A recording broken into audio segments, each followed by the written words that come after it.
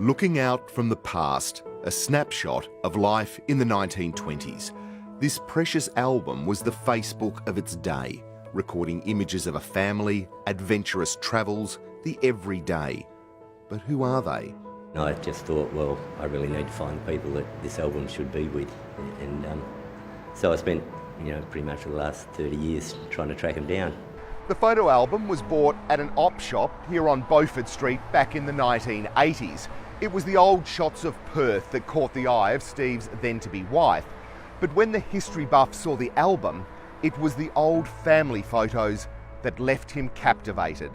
I spent ages looking through this album and looking at all the pretty pictures and stuff like that, and then I came across a magnifying glass, and so I started to have a closer look at it, and I noticed a couple of names which I hadn't noticed before. The names were Nesta and Lillian Sutherland. But beyond that, little else was known about the family or how the album came to be in an op shop. It was a mystery Steve Lynch was determined to one day solve. It was a family in this album, and I knew there'd be descendants somewhere. And I thought, well, as much as I love the album and I love the photos, I knew that it deserved to be with the family. And I thought, well, I've got to find them. And so began a quest that was to last 3 decades. In that time, the internet was born and technology took over the sleuth work. Lost Perth. I was looking at that a lot, and I thought, what a wonderful idea. Maybe I could do something like that. So I got in contact with Warren Duffy that runs Lost Perth, and he was just so good. Steve started his own Lost Photos page and posted some of the images. He also discovered that Nesta was short for Agnesta.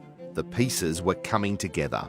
I found mention of Agnesta's daughter Hope, who did, I think, marry but died without children, so it was her album, and that's how it ended up in the op shop after she died.